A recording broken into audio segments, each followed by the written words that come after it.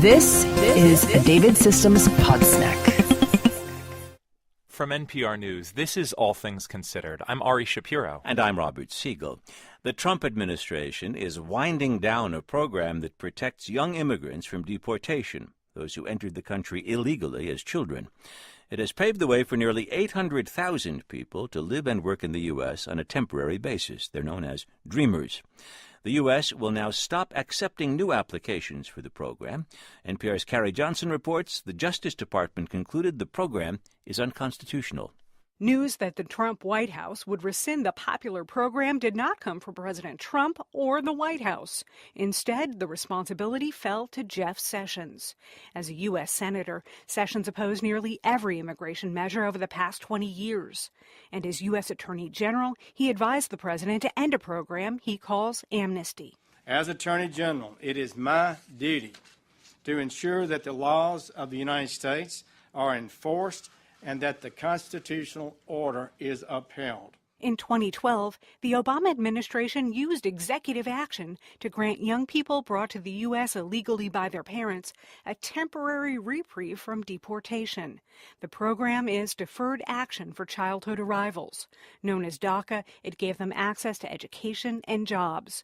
But Attorney General Sessions says the Obama White House went too far. Such an open-ended circumvention of immigration laws was an unconstitutional exercise of authority by the executive branch. Texas and 8 other states had threatened to sue as early as today to invalidate the program. But in a letter Monday, Sessions told Homeland Security and the White House he could not defend the initiative.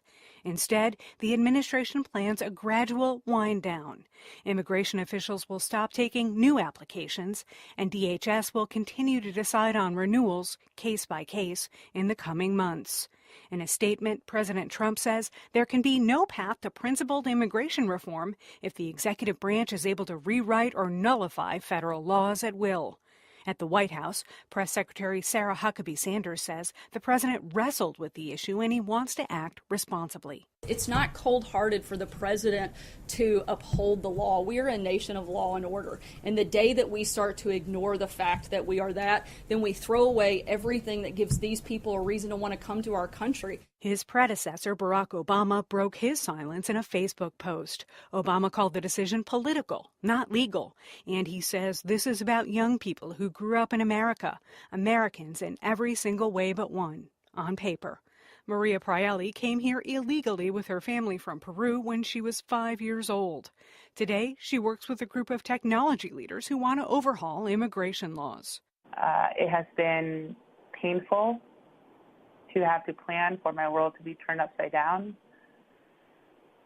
to have to imagine not being able to work and build the life that I have worked so hard for. Prielli says she feels vulnerable because she shared personal information with the feds. Now it could be used to deport her. Back at the White House, Press Secretary Sanders says young people who took part in the DACA program will not be a priority for deportation. Sanders says the president is confident that lawmakers will act. But 7 years after Congress rejected a bill that would have helped those dreamers, immigration advocates aren't so sure. Carrie Johnson, NPR News, Washington. You've been listening to Radio David Systems.